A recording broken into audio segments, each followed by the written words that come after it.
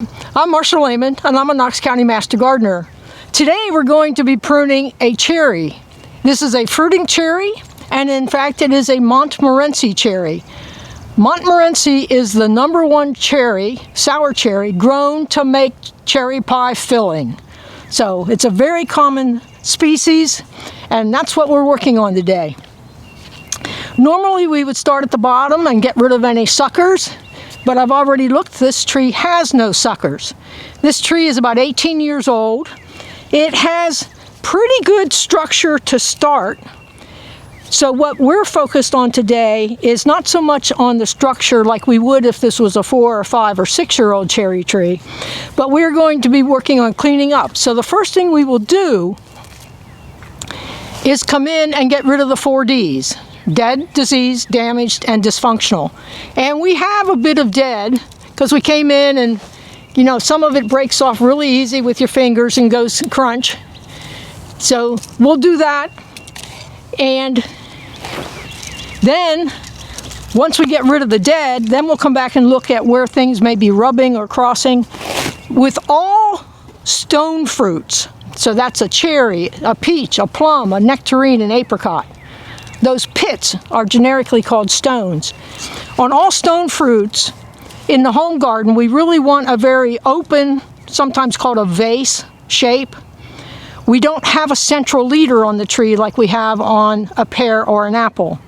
So this has fairly good structure. I'm a little concerned about this one in the middle, but it has a fair amount of dead on it. And so what will be interesting is to see how it looks after we take off the dead. So we're going to stop the camera. We're going to clean up the dead stuff first. We'll come back and show you what that looks like, and then we'll resume with the crossing rubbing branches and looking to thin it out for the canopy. Again, the cherry, like all stone fruits, should have a very open shape. This one is 10 or 12 feet tall, so we can't actually get up above and look down, but when we're done we should be able to look up and the center should be fairly open.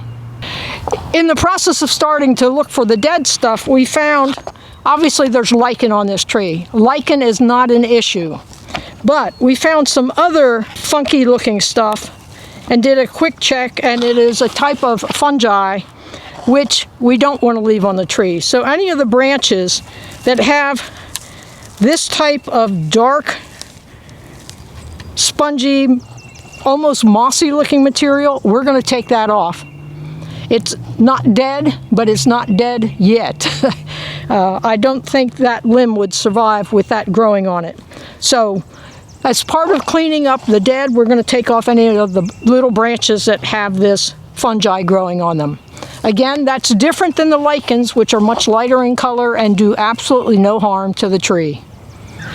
I snipped a branch because I suspect there were some shadows from the tree, but here, between my thumbs, this light-colored stuff is lichen. Lichen does not harm the tree. Do not worry about that.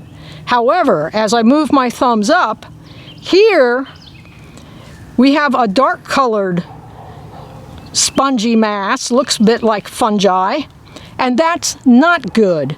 And on this particular branch, between my 2 thumbs, is quite a bit of that. On this little side branch, right above it, is more. Then there's a little bit of lichen, no problem. Then there's more of this fungi. And when we come up here, on the back side, there's actually some yellow color here, which means that that fungi is getting ready to fruit, which means it'll put out spores and that fungi will float around. So we do not want it landing back on the cherry tree because that will just spread the infection of this fungi. So yeah, that's a close-up of what we saw. We'll be taking this off along with the dead stuff. We've gotten most of the dead stuff and a lot of that dark colored fungi, but not all of it. And the reason we didn't get all of it was I wanted to show you some more things. So if we can zoom in towards the center of the tree, for instance, this branch comes off this main stem, comes back, and it's rubbing. It also has some of that dark fungi on it. So I could have taken it off, but then I wouldn't have the opportunity to show you that because this is going through the center and it's rubbing higher up, I'm going to take this off all the way back at the main main branch to which it is attached. So one cut, and that opens that up a little bit. Then we've got, very close to that, here's another branch that comes off this rather major stem, but comes back and into the center, and it's got more of the dark fungi. So I would be taking it off for the dark fungi, but I'm also taking it off because it's growing right into the center. So it's got two strikes against it, and it goes too. And so there's a whole bunch of additional cuts for us to make here, which are a combination of cleaning up the diseased stuff with fungi, as well as opening up the center. Again, on the back side of that stem is another one. Yep, I'll pick that up in a moment. And then we have things like this coming off a rather substantial stem, but wanting to grow right through the center. We really want to open up the center to get as much sunlight and airflow into the tree. So when I look at this, I'll take this one that wants to grow into the center, and I may come back later and take some of these. We don't have very many branches on this tree that want to hang down, but if you have branches hanging down, they tend to come off. You want to remove those because they're already hanging down. You put a full load of fruit on them, they're going to droop even lower and maybe even break. So we want most of the branches to have an angle between 45 and 60 degrees. So when I look at this one, it comes up and it hits this, which definitely has some blossoms on it. So I'll remove that one. This one comes in and it comes up here. This comes, that's going to interfere with this eventually. This goes back into the center. I could make multiple cuts, but I'm going to end up taking it off all the way down here. And I'll keep the other branch that is coming out this way for now until we see how that shapes up.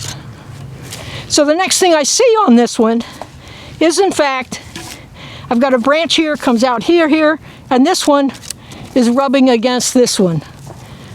This is a bit on the back side, but I'll take that off.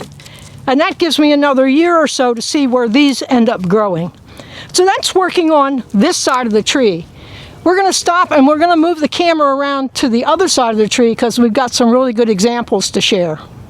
Okay, on this side of the tree, we have a lot of crossing rubbing branches. I just come in here and everything, even as we go up, wants to rub against something else. So it's a tough decision. So if I just start right here in front of me, I have these two, which really, one of them has got to go. And when I look at it, the upper one actually has some blossoms on it. The lower one, what you can't see closer to me, is some prior wound damage, but I'm guessing that that may have been insect damage and not rubbing damage. So I would take off this one, and for the moment, since what I have are my hand pruners, I'm going to cut it here, and I'll come back with my loppers and clean that up. But in the meantime then, it begs the question, if I take this off all the way back here, then I'm left with this one. Now this one has a few blossoms on it, so I think I will come back with my loppers and clean this one up. But I got rid of that rubbing and crossing. If I move up, I have lots of little things in here in my face, right behind me, like this one. These little things can just automatically come out. There's no blossoms on them. They're crossing into other branches.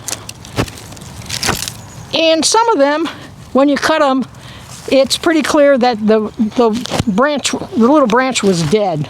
The wood is really, really brown. So anything that's growing from one of these major stems back into the center has got to come out, because that's just going to block sunshine from getting into the center of the tree. So here, again, behind me, this one, it's growing back into the center, it's rubbing against that, it's rubbing against that. So that may be a cut for the loppers, but let me see if I can get it. There we go. And as we make a few of those, you can see that it starts to open up. We'll take off a couple of these little ones. Here's one rubbing again. We'll take that off. So I'm just going to keep on working and taking off those things that are rubbing and crossing and growing back into the center.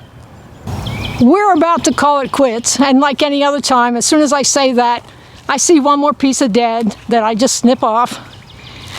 What I want to show you though is how open the center is now. And if we can kind of turn the camera up to the top, we actually did use a pole saw for some of the higher cuts. We could probably still thin the top just a little bit, but we're going to stop where we are for now. As we come back down, as we were cleaning up, we came to this right here in the center, and you can see there used to be a branch coming out here, and there used to be a major part of the stem coming up, and we took that off because almost everything on it was dead.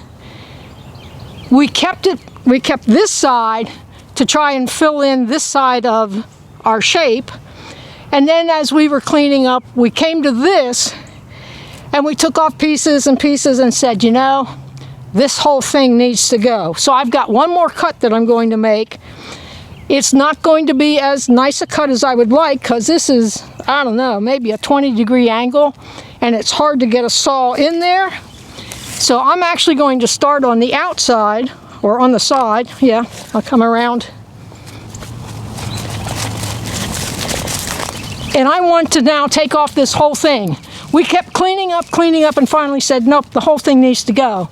The thing I need to be really careful of is not to nick this stem behind it. So I often will pick up just a little piece of bark mulch or something to stick in there, that the saw will hit that rather than nicking the stem behind it. So there we are. That's the best cut we can make on this. We're outside the branch collar, so that should heal over. And now we're going to declare it done. Now this is probably one of the bigger pieces of dead, but again, if we pan the camera over here, here's our pile of debris.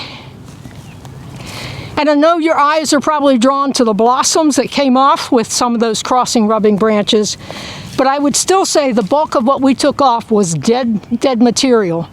So way more dead, and the good thing is, the dead stuff does not count in your pruning budget. So we have not taken off 25 or 30% of the tree. So the tree is still fine. It'll bear a nice crop of fruit this summer, and it will respond to pruning by putting out some new growth. Will it need this heavy of pruning every year? Probably not. Just a little cleanup each year, focusing on the 4Ds and keeping the center open for sunshine and airflow. So that's our Montmorency cherry. This is a mature tree. It's about 18 years old or so. I hope you learned something today, and we thank you for joining us.